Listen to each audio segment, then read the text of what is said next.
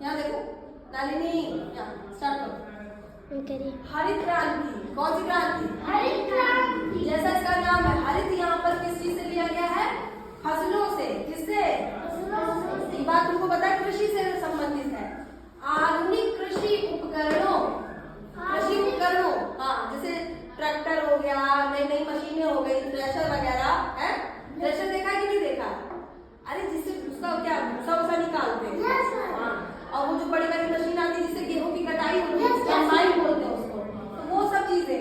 और उन्नतशील बीज, उन्नतशील बीजों, उर्वरकों, उर्वरक यानी खाद, और पर्याप्त सिंचाई के साधनों द्वारा कृषि उपज में आशातीत वृद्धि को हरित क्रांति कहते हैं, क्रांति कहते हैं, हरित क्रांति।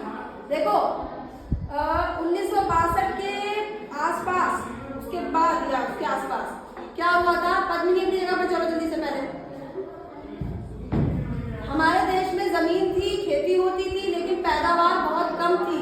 ध्यान से सुनो मेरी बात, पैदावार बहुत कम थी, लोग ज्यादा थे और फसल कम होती थी, तो लोगों का पेट नहीं भर पाता था। फिर हमारे उस समय जो प्रधानमंत्री थी इंदिरा गांधी, उन्होंने हमारे वैज्ञानिकों को दिशा निर्देश दिए कि कुछ वो ऐसी खोज करें जिससे फसलों की पैदावार क्या हो, वो बढ़ जाए।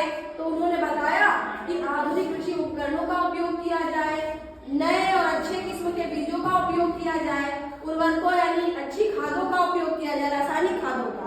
जबकि अब कहा जाता है कि रासायनिक खाद की जगह जैविक खाद जो है वो ज्यादा अच्छे होते हैं।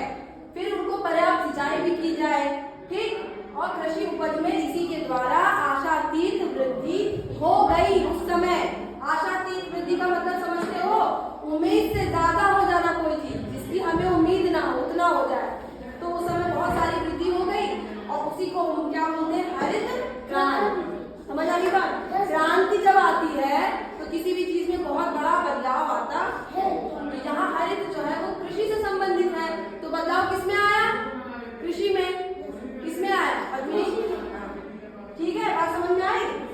और एक चीज और है इसी के साथ है कि भारतीय हरित क्रांति के जनक कौन थे?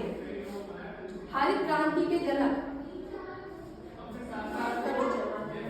चलो वैसे लिखना दिखेगा, हरित क्रांति के जनक, भारतीय हरित क्रांति। ब्रैकेट में लिख दे भारतीय। कौन थे? डॉक्टर एम.एस. स्वामीनाथन।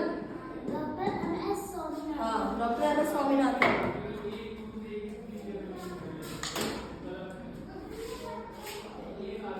डॉक्टर एम.एस. स्वामीनाथन। ठीक है, समझ में आ गई बात?